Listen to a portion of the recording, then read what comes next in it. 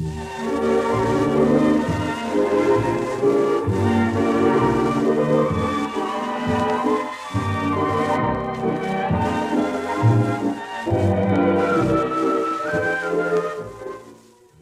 Plays in a Day is a concept devised at the Malachi Gilmore Hall and supported by New South Wales Government's Reconnecting Regional Communities Event funding. Today's radio play was created by locals from Oberon, New South Wales, inspired by Shakespeare's A Midsummer Night Dream, from which the town gets its namesake after Oberon, the king of the fairies.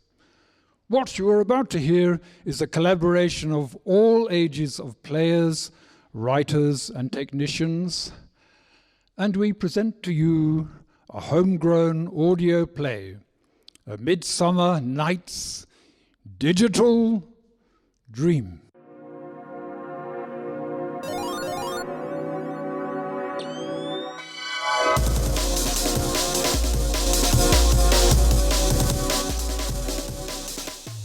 Hark, we bid thee welcome. Our tale, A Midsummer Night's Digital Dream, doth commence in a suburban chamber. 'Tis 30 minutes past the hour of 4 in the afternoon, and Ron, clad still in his scholarly attire, hath been abiding upon the settle for nigh unto 40 minutes. Before him doth lie a grand display of ample size. I'm not really getting this. What aren't you getting? Oh, hi Tania. This new game, it's not making any sense. I can't get past level 1. What's the game? It's new. Midsummer Night's Digital Dream. Oh, I have that one too. It's great. I'm at level 6. What? Level 6? That can't be right. I'm good at these things and you're... I'm what? Nothing. What? Anyway, how did you do that? I can hardly understand what they're saying. Do you want me to help, even though I'm only a what? Yeah, alright. Sorry. Just tell me what's going on. Okay, well, you've got Theseus. He's a duke and he's preparing to marry Hippolyta. Hippolyta is the queen of the Amazons, and it looks like Theseus has somehow won her in battle. Anyway, Hippolyta's not happy about the whole marriage thing. Then there's Aegeus and his daughter Hermia. Aegeus and Hermia are fighting because Aegeus wants Hermia to marry Demetrius, but Hermia doesn't want to marry Demetrius because she's in love with Lysander. Right. Simple, I guess. Well, so far. It gets way more complicated. Aegeus wants Theseus to help him with his disobedient daughter. Now, Theseus, being a duke and being rather old-fashioned, says Hermia has got to do what her father says or there'll be serious consequences. Like what? Look, I'll show you. Give me the controller.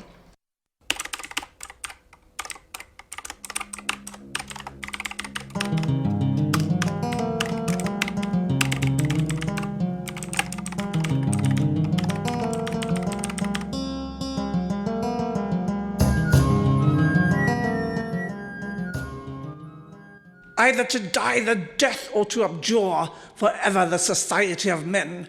Therefore, fair Hermia, question your desires. Know your youth, examine well your blood, whether, if you yield not to your father's choice, you can endure the livery of a nun. For I, to be in shady cloister mewed, to live a barren sister all your life, chanting faint hymns to the cold, fruitless moon, thrice blessed that they master so their blood, to undergo such maiden pilgrimage, but earthlier happy is the rose distilled than that which, withering on the virgin thorn, grows, lives, and dies in single blessedness. So I will grow, so live, so die, my lord, ere I will yield my virgin patent up unto his lordship, whose unwished yoke my soul consents not to give sovereignty. Take time to pause, and by the next moon, the sealing day betwixt my love and me, for everlasting bond of fellowship. Upon that day either prepare to die for disobedience to your father's will, or else to wed Demetrius as he would, or on Diana's altar to protest for eye austerity and single life. Relent, sweet Hermia, and Lysander, yield thy crazed title to my certain right. You have her father's love, Demetrius. Let me have Hermia's. Do you marry him?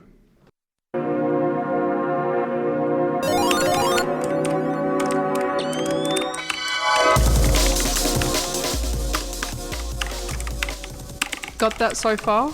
Yeah, Hermia basically has three choices: marry Demetrius, death, or live the rest of her life in a nunnery. Right, and this is where the game starts. But one more thing you need to know. Hermia is best friends with Helena, and Helena is in love with Demetrius. Demetrius, of course, doesn't want Helena. He wants Hermia. And the game is, you gotta try and sort all that out. Okay. I don't know where to start. So, you pick a character, there's heaps, just choose one. Okay. I don't know. Okay, look, we'll do it together. You be Oberon. Oberon? Is he named after this town? No, it's the other way around, actually. Anyway, Oberon is king of the fairies. King of the fairies? I'm not being king of the fairies.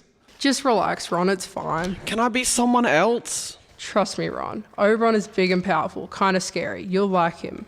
Do you want to do this or not? Yeah, okay. And I'll be Titania. We're partners, right? Yeah, okay, sure. Right, it's all set up. You're Oberon, king of the fairies, and I'm Titania, the queen. Oh, hang on, what time is it? I gotta go, I'm late. I've got to meet Mum at DJ's. I'll be back. You can't go now, it's just about to get good. Yeah, but I've really got to go. I'll be back. Half an hour, 40 minutes tops. No, just don't go now. Just tell me what I need to do. Just wait, I'll be back, and don't touch anything. Tanya! This is stupid. I play games all the time, every day. I'm not waiting.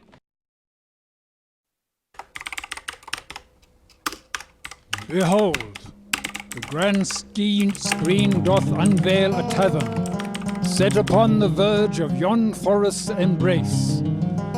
Within, encircled round a sturdy oaken board, doth convene Peter Quince, the skilled carpenter, Snug, the adept joiner, Nick Bottom, the deft weaver, Flute, the bellows mender, Snout, the cunning tinker, and Starveling, the dexterous tailor. Is all our company here? You were best to call them generally, man by man, according to the script. Here is the scroll of every man's name, which is thought fit through all Athens to play in our interlude before the Duke and the Duchess on his wedding day at night. First, good Peter Quince, say what the play treats on, then read the names of the actors, and so grow it to a point. Marry, our play is the most lamentable comedy and most cruel death of Pyramus and Thisbe. A very good piece of work, I assure you, and a merry. Now, good Peter Quince, call forth your actors by the scroll. Masters, spread yourselves! Answer as I call you. Nick Bottom, the weaver. Ready! Name what part I am for, and proceed. You, Nick Bottom, are set down for Pyramus. What is Pyramus, a lover or a tyrant? A lover that kills himself most gallant for love. That will ask some tears in the true performing of it. If I do it, let the audience look to their eyes. I will move storms, I will condole in some measure. To the rest, yet my chief humour is for a tyrant. I could play Ercles rarely, or a part to tear a cat in, to make all split. The raiding rocks and shivering shocks shall break the locks of prison gates, and Phoebus' car shall shine from far and make and mar the foolish fates. That was lofty. Now name the rest of the players. This is Ercles' vein, a tyrant's vein. A lover is more condoling. Francis Flute, the bellows mender. Here, Peter Quince. Flute, you must take Thisbe on you. What is Thisbe? A wandering knight? It is the lady that Pyramus must love. Nay, faith, let not me play a woman. I have a beard coming. That's all one. You shall play it in a mask, and you may speak as small as you will. And I may hide my face. Let me play Thisbe too. I'll speak in a monstrous little voice. Thisbe, Thisbe, ah, Pyramus, my lover dear. They, Thisbe dear, and lady dear. No, you must play Pyramus, and Flute, you, Thisbe. Well, proceed. Robin Starveling, the tailor. Here, Peter Quince. Robin Starveling, you must play Thisby's mother. Tom Snout, the tinker. Here, Peter Quince. You, Pyramus's father, myself, Thisby's father. Snug the joiner, you the lion's part. And I hope here is a play fitted. Have your lion's part written? Pray you, if it be, give it me, for I am slow of study. You may do it extempore, for it is nothing but roaring. Let me play the lion too. I will roar that I will do any man's heart good to hear me. I will roar that I will make the Duke say, let him roar again, let him roar again. And you should do it too terribly. You would fright the Duchess and the ladies, that they would shriek, and that they were enough to hang us all. That would hang us every mother's son. I grant you, friends, if you should fright the ladies out of their wits, they would have no more discretion but to hang us. But I will aggravate my voice so that I will roar you as gently as any suckling dove. I will roar you and twere any nightingale. You can play no part but Pyramus, for Pyramus is a sweet-faced man, a proper man, as one shall see in a summer's day, a most lovely gentlemanlike man. Therefore you must needs play Pyramus. Well, I will undertake it. What beard were I best to play it in? Why, what you will. I will discharge it in either your straw-coloured beard, your orange tawny beard, your purple ingrain beard, or your French crown-colour beard, your perfect yellow. Some of your French crowns have no hair at all, and then you will play barefaced.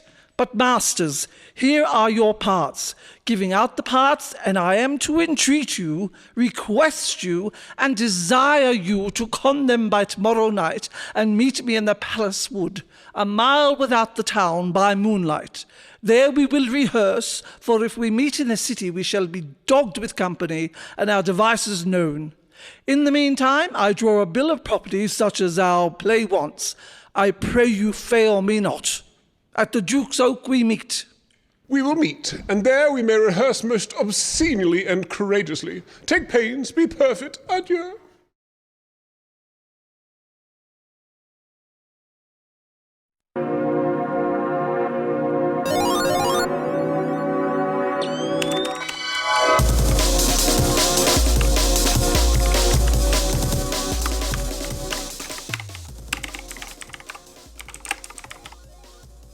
Okay, what now? I'm Oberon. I'm king, right? That's gotta mean something. Hey Ron, what's going on? Oh, Puck, hi. New game. Midsummer Night's Digital Dream. Never heard of it. Any good? Don't really know. Haven't been able to work it out. I've been stuck here on level 1 for days. There's a heap of characters wandering about, but I can't do anything. I'm just watching them, and they're all speaking this weird... I don't know what I'm supposed to do. NPCs. What? NPCs, mate. Non-playable characters. Puck, don't start using words I don't understand. The game's hard enough. I can help you. I can hack the game. Tanya's helping me. She's played this one. She's at level 6. Well, where is she? She's AFK. What? I told you. Don't use... AFK? Away from keyboard, not here. She's coming back. Look, Ron, it's up to you. I can have you at level 10 or better before she comes back. Easy. But if you want to wait... She's set it up, ready to go. I'm Oberon, king of the fairies. King of the fairies? Okay. Do it. Go for it. Get me to level 10. As you command, Oberon. Fear not, my lord. Your servant shall do so.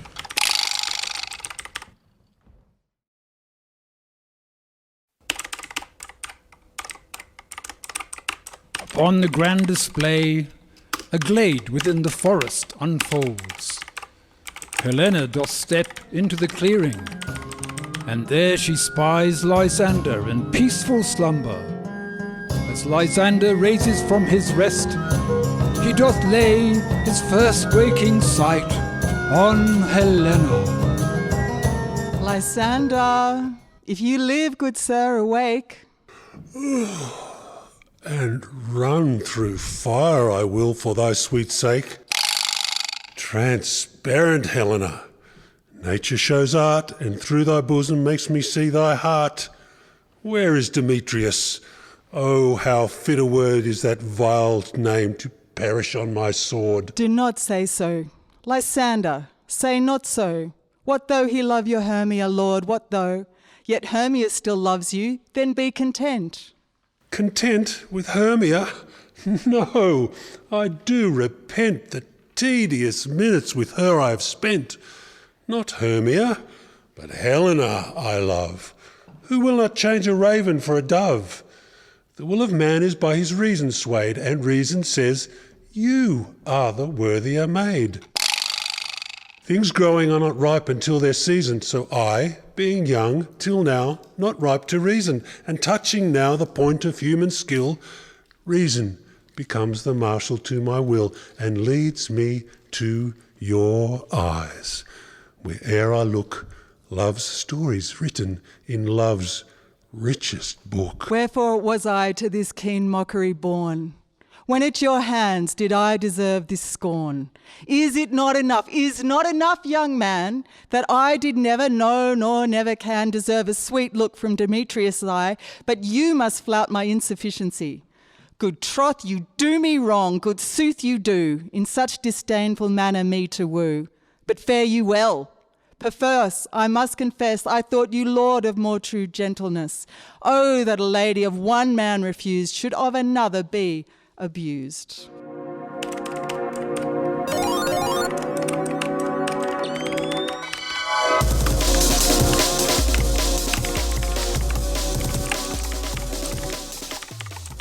Hark, Puck, an anomaly doth plague our gaming realm. What's up? And why are you speaking like that? In an instant Lysander hath forsaken his love for Hermia, and now doth pine for Helena. Don't worry about it. You're on level 8, aren't you? But what fate shall befall Hermia? Her heart shall bear a grievous burden. Hi, I got back as quickly as I could. Hi, Puck. How's it going? Oh, all good. How's it? Oh, okay, Ron. Let's get into this game. I fear something is amiss. What? And why are you speaking like that? Lysander have entwined his heart with Helena. No, he hasn't. He's in love with Hermia. No longer doth he hold that flame. What are you talking about? Show me.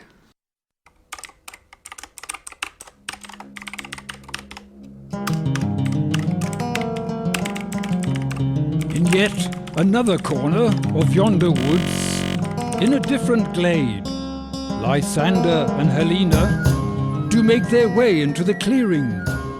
Demetrius in slumber doth repose upon the verdant turf. Why should you think that I should woo in scorn? Scorn and derision have never come in tears. Look, when I vow, I weep, and vows so born, in their nativity all truth appears.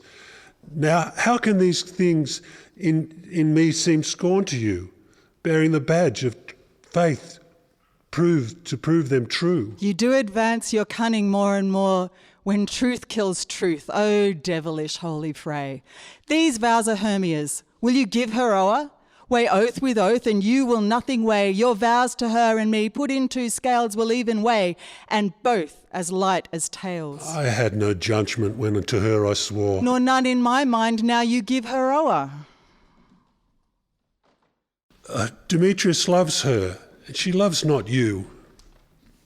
Oh, Helen, goddess, nymph perfect, divine, to what, my love, shall I compare thine eyne? Crystal is muddy, oh how ripe in show thy lips, those kissing cherries tempting grow, that pure congealed white high Taurus snow, fanned with the eastern wind, turns to a crow. When thou holdest up thy hand, oh let me kiss this princess of pure white, this seal of bliss. Oh, spite! Oh, hell! I see you all are bent to set against me for your merriment.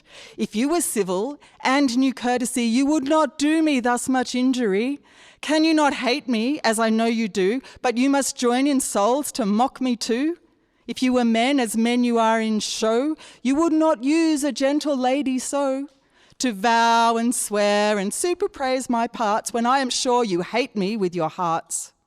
You both are rivals and love Hermia, and now both rivals to mock Helena. A trim exploit, a manly enterprise, to conjure tears up in a poor maid's eyes with your derision. None of noble sort would so offend a virgin and extort a poor soul's patient, all to make you sport. You are unkind, Demetrius, be not so, for you love Hermia. This you know I know. And there, with all goodwill, with all my heart, in Hermia's love, I yield you my part. And yours, of Helena, to me bequeath, whom I love and will do till my death. Never did mockers waste more idle breath. Lysander, keep thy Hermia, I will none. If e'er I loved her, all that love is gone. My heart to her but as guest-wise sojourned, and now to Helen it is home returned, there to remain. Helen, it is not so. Disparage not the faith thou dost not know, lest to thy peril thy abide dear. Look where thy love comes, yonder is thy dear.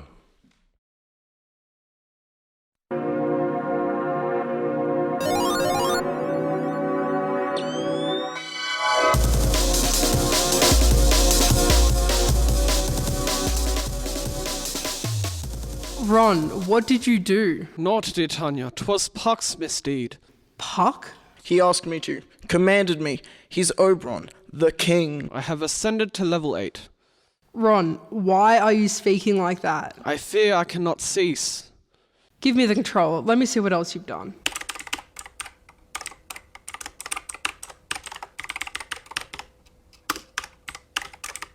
In yon other part of yonder forest, he doth discover Nick Bottom, Peter Quince, and Snout. Bottom, he hath undergone a most troublesome transformation, for he doth bear the head of a donkey. Titania, fair Titania, doth slumber nigh.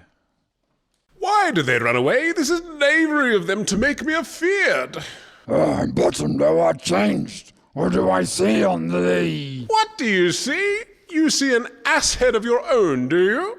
Bless thee, Bottom, bless thee. Thou art translated. I see their knavery. This is to make an ass of me, to fright me if they could, but I will not stir from this place, do what they can. I will walk up and down here, and I will sing, that they shall hear I'm not afraid. The ousel cock so black of hue, the orange tawny bill, the throstle with his note so true, the wren with little quill. What angel wakes me from my flowery bed? The finch, the sparrow, and the lark, the plain-song cuckoo grey, whose note full many a man doth mark, and dares not answer nay. For, indeed, who would set his wit to so foolish a bird? And who would give a bird the lie, though he cry cuckoo never so? Oh, I pray thee, gentle mortal, sing again. Mine ear is much enamoured of thy note. So is mine eye enthralled to thy shape, and thy fair virtue's force perforce doth move me on the first view to say, I swear, I love thee. Methinks, mistress, you should have a little reason for that, and yet, to say the truth, reason and love keep little company together nowadays. More the pity that some honest neighbours will not make them friends. Nay, I can gleek upon occasion. Thou art wise as thou art beautiful. Not so neither, but if I had wit enough to get out of this wood, I have enough to serve mine own turn. Out of this wood do not desire to go. Thou shalt remain here whether thou wilt or no. I am a spirit of no common rate, and summer still doth tend upon my state. And I do love thee. Therefore go with me. I'll give thee 3 fairies to attend on thee, and they shall fetch thee jewels from the deep, and sing while thou on pressed flowers dost sleep. And I will purge thy mortal grossness, so that thou shalt like an airy spirit go. Peasbottom, cobweb, moth, and mustard seed.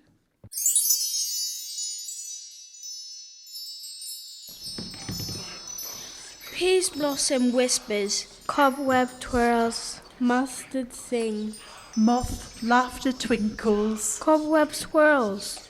Mustard swings.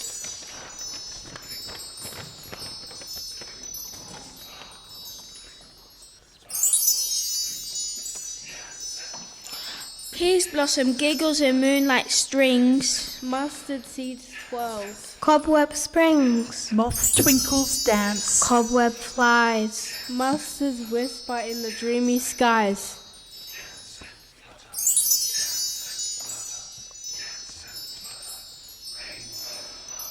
Peas blossom whispers. Cobweb cries. Moths laughter as time goes by.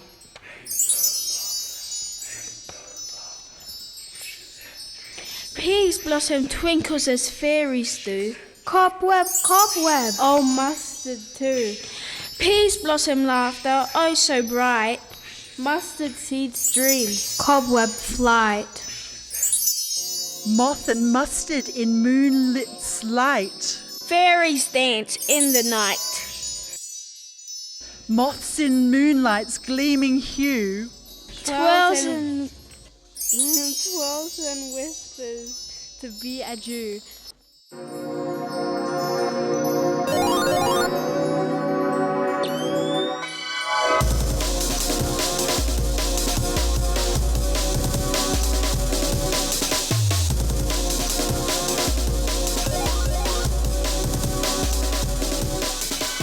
This is a serious mess. Are you guys getting this? This is what we have. Lysander now loves Helena, not Hermia. Demetrius also loves Helena. Nobody loves poor Hermia. And I, Queen Titania, am in love with some weird little man with a donkey's head. None of this can end well. Puck, what hast thou done? Thou hast mistaken quite, and laid the love juice in some true love's sight. Of thy misprison must perforce ensue some true love turned, and not a false turned true. And Ron has somehow completely lost the ability to string together a normal sentence. Puck, thou hast truly wrought havoc upon this affair. Thou must act, make amends, and set this right. A joyful conclusion must be found this night. I was trying to help. This game has source code like I've never seen. It's wild in there, weird, like another language, but not. I can recognize some of it, but the rest... Yeah, okay, but can you fix it? Put it back the way it was? I don't know, maybe. You're going to have to give it a go, Puck. Whatever you did, you have to undo. The game is a mess, but Ron, whatever you did has somehow got Ron speaking like a 17th century poet. He can't go to school like that. Connie, it's kind of funny. It's not funny. Okay, it is kind of a bit funny, but you've got to fix it. He's our friend. Yeah, okay. I'll see what I can do.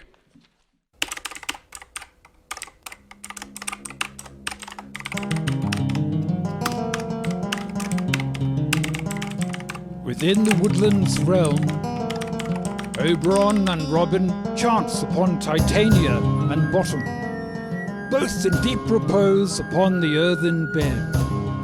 Titania wakes. My Oberon, what visions have I seen? Methought I was enamoured of an ass. There lies your love. How came these things to pass? Oh, how mine eyes do loathe his visage now. Silence a while. Robin, take off this head. Titania, music call, and strike more dead than common sleep of all these 5 the sense. Music? Oh, music such as charmeth sleep. Now, when thou wakest, with thine own fool's eyes peep. Sound music, come my queen, take hands with me, and rock the ground whereon these sleepers be. Now thou and I new in amity, and will tomorrow midnight solemnly dance in Duke Theseus' house triumphantly, and bless it to all fair prosperity, and shall the pairs of faithful lovers be wedded with Theseus all in jollity.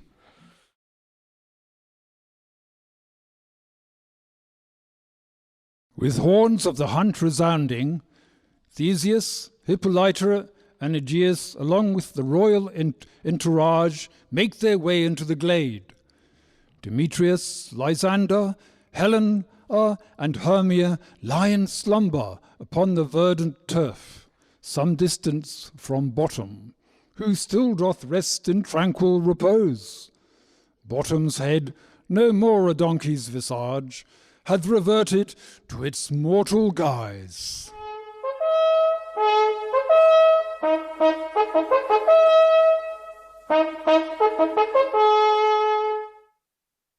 Go, one of you, find out the forester, for now our observation is performed, and since we have the wayward of the day, my love shall hear the music of my hounds. Uncouple in the western valley, let them go. Dispatch, I say, and find the forester. We will, fair queen, up to the mountain's top and mark the musical confusion of hounds and echo in conjunction. I was with Hercules and Cadmus once, when in a wood of Crete they bayed the bear with hounds of Sparta. Never did I hear such gallant chiding, for besides the groves, the skies, the fountains, every region near seemed all one mutual cry. I never heard so musical a discord, such sweet thunder. My hounds are bred out of the Spartan kind, so flewed, so sanded, and their heads are hung with ears that sweep away the morning dew. Crook-kneed and dew-lapped like Thessalian bulls, slow in pursuit, but matched in mouth like bells. Each under each, a cry more tunable, was never hollowed to, nor cheered with horn, in Crete, in Sparta, nor in Thessaly. Judge when you hear, but soft, what nymphs are these? My lord, this is my daughter here asleep, and this Lysander, this Demetrius is, this Helena, old Nedar's Helena. I wonder of their being here together. No doubt they rose up early to observe the rite of May, and hearing our intent, came here in grace of our solemnity. But speak, Aegeus, is this not the day that Hermia should give answer of her choice? It is, my lord. Go, bid the huntsmen wake them with their horns.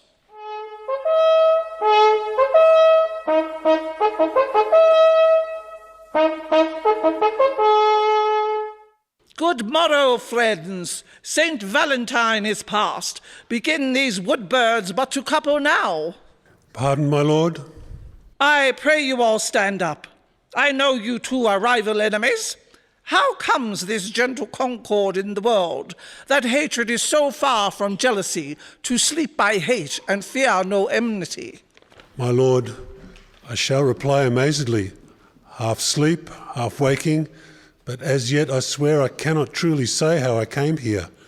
But, as I think, for truly I would speak, and now I do bethink me so it is, I came with Hermia hither. Our intent was to be gone from Athens, where we might, without the peril of Athenian law... Enough. My lord, you have enough. I beg the law upon his head. They would have stolen away. They would, Demetrius, thereby to have defeated you and me, you of your wife and me of my consent that she would be your wife. My lord, fair Helen told me of their stealth, of this their purpose, hither to this wood, and I in fury hither followed them, fair Helena in fancy following me. But, my good lord, I wot not by what power, but by some power it is.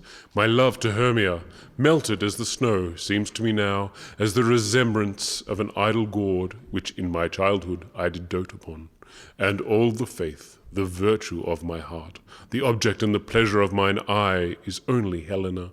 To her, my lord, was I betrothed ere I saw Hermia, but like a sickness did I loathe this food, and as in health come to my natural taste, and now I do wish it, love it, long for it, and will forevermore be true to it. Fair lovers, you are fortunately met. Of this discourse we more will hear anon. Aegeus, I will overbear your will, for in the temple by and by with us these couples shall eternally be knit, and for the morning now is something worn. Our purposed hunting shall be set aside. Away with us to Athens, 3 and 3. We'll hold a feast in great solemnity. Come, Hippolyta.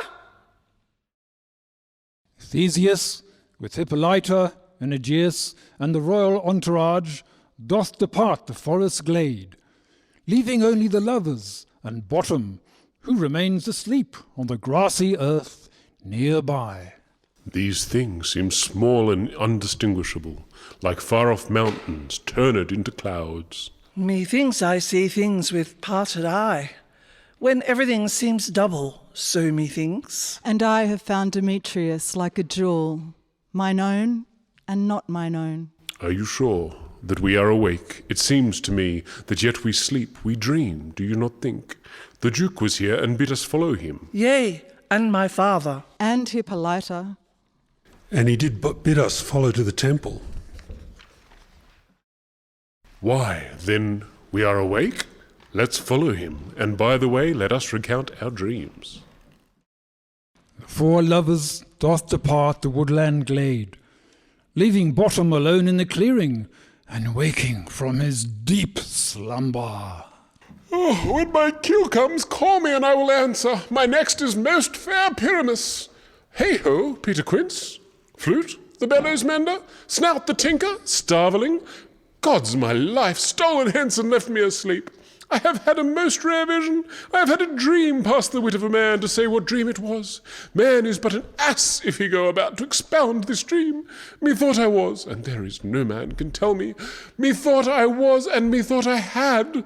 But man is but a parched fool if he will not offer to say what methought I had. The eye of man hath not heard, the ear of man hath not seen. Man's hand is not able to taste, his tongue to conceive, nor his heart to report what my dream was. I will get Peter Quince to write a ballad of this dream. It shall be called Bottom's Dream, because it hath no bottom, and I will sing it in the latter end of a play, before the Duke, peradventure. To make it the more gracious, I shall sing it at her death.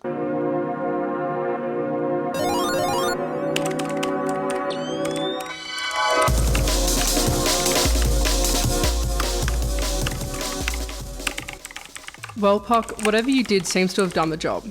Yeah, GG. What? GG? Good game. I gotta go. See you at school. Yeah, see you, Puck. Well, everything worked out. Yeah, good to have you back, Ron. Tanya, Yes, Ron. that was fun, right? Yeah, it was. Want to do it again tomorrow? Sure. What about Puck? I think I'd like to try it tomorrow without his help. Yeah, I think so. Okay, great. After school here? Yeah, see you then. Fare thee well.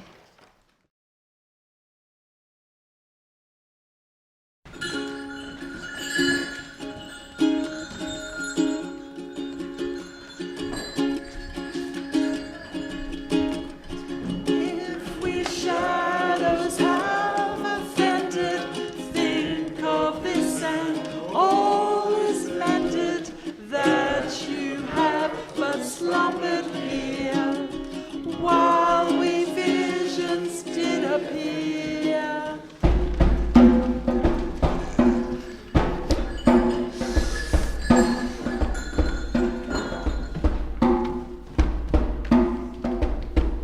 Yo.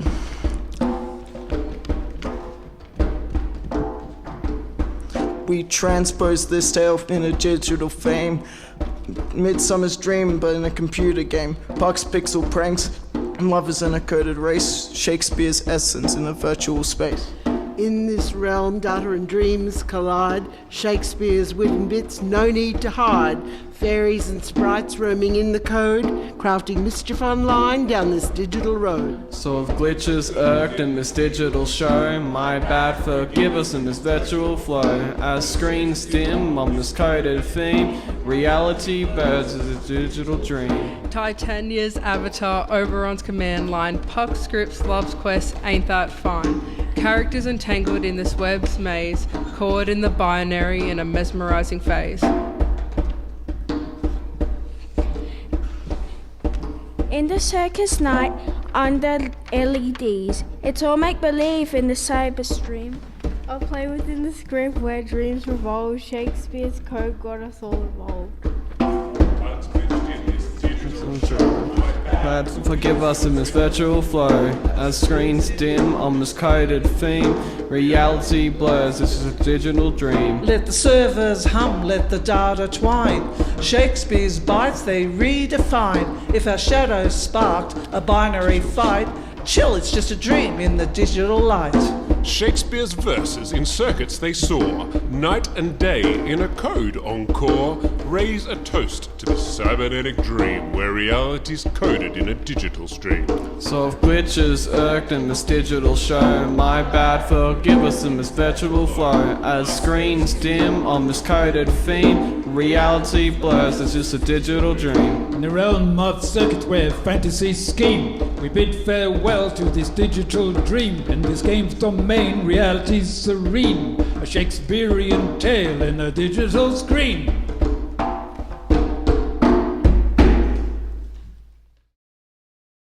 And recorded by Mark Menzies on the 12th of November 2023. Thank you.